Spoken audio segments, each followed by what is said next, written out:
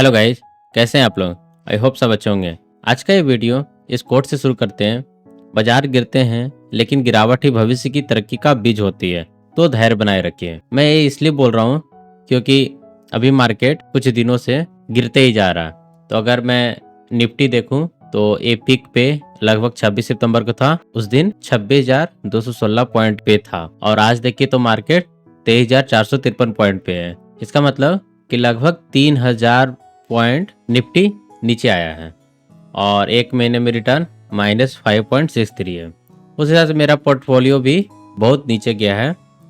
तो मैं अपने पोर्टफोलियो की एक बार रिव्यू करवा देता हूँ। तो मैं लास्ट वीडियो 28 सितंबर को बनाया था। उस दिन मेरा पोर्टफोलियो का वैल्यू 22,78,000 है और आज 19 नवंबर है और आज का मेरा पोर्टफोलियो का वैल्यू 22,60,909 रुपया है। तो देखिए तो 28 सितंबर और 19 नवंबर के बीच में मेरा टोटल इन्वेस्टमेंट इतना सारा रहा है।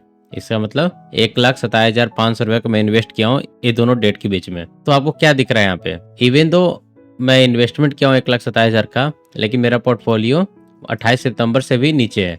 मतलब उस दिन 22,78,000 था और आज 22,60,000 है। इसका मतलब -17,000 रुपये का पोर्टफोलियो नीचे गया है। तो टोटल लॉस देखे तो इस ड्यूरेशन में 1,44,000 रुपये का नुकसान हुआ है मेरा, जो कि मेरे टोटल पोर्टफोलियो का 6.41% है। अब क्वेश्चन आएगा कि क्या मैं करूं, क्या मैं इन्वेस्टमेंट रोक दूं या इन्वेस्टमेंट कंटिन्यू करते रखूं।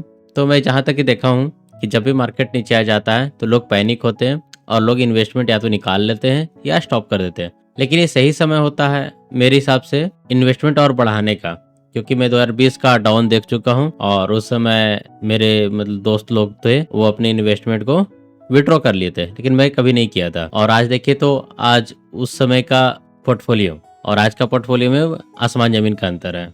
इसलिए मैं इन्वेस्टमेंट ना तो रोकने वाला हूँ और ना ही निकालने वाला हूँ, क्योंकि ये मेरा लॉन्ग टर्म प्लान है। मैं ये नहीं था कि मैं आज इन्वेस्ट करूंगा और कल निकाल लूंगा।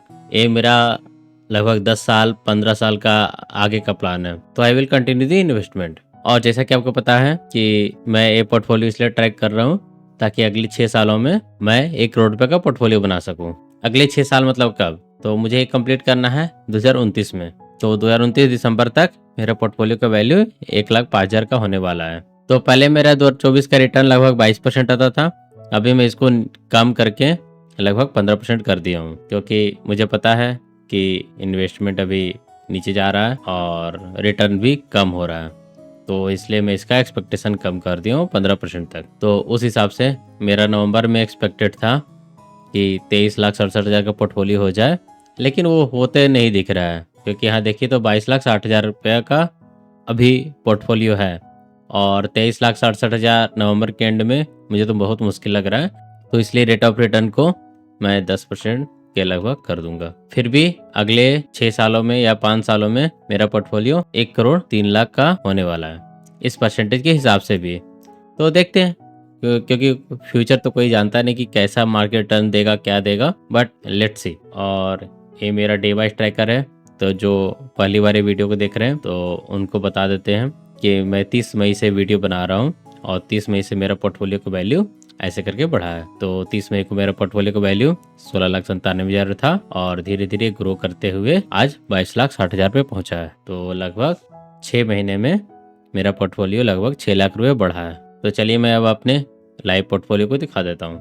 तो जैसा कि देख सकते हैं मेरा इन्वेस्टमेंट वैल्यू है 16,54,000 का। मार्केट वैल्यू आज के डेट के हिसाब से 22,60,909 रुपया और टोटल प्रॉफिट लगभग 6 लाख का है, जो कि 36.69% ऑफ माई पोर्टफोलियो है। तो अगर फंड हाउस वाइज डिटेल्स दिखाऊँ तो एक्सिस म्यूचुअल फंड में मेरा 3 लाख का इन्वेस्टमेंट है और अभी मार्केट वैल्यू 3,37,000 है, जो कि 11% का रिटर्न दे रहा है। फिर HDFC म्यूचुअल फंड में 1,05,000 का इन्वेस्टमेंट है और मार्केट वैल्यू 1,03,000 है और इसमें लगभग 1,000 का नुकसान हो रहा है अभी, क्योंकि अभी रिसेंटली ही इन्वेस्ट किया था और अभी मार्केट नीचे जा रहा है। फिर HSBC म्यूचुअल फंड में 27,000 का इन्वेस्टमेंट है, 63,000 का करेंट मार्केट वैल्यू है। फिर निपॉन इंडिया म्यूचुअल फंड 1,65,000 का इन्वेस्टमेंट और 2,02,000 का current market value. Quant mutual fund में देखे तो 5,57,000 का इन्वेस्टमेंट है और करंट मार्केट वैल्यू 6,91,000 रुपये का है। फिर SBI म्यूचुअल फंड में 3 लाख का इन्वेस्टमेंट है और 4,96,000 का मार्केट वैल्यू है। टाटा म्यूचुअल फंड में 1,92,000 का इन्वेस्टमेंट है और 3,64,000 का करंट मार्केट वैल्यू है। तो 1,72,000 रुपये का गेन हुआ है।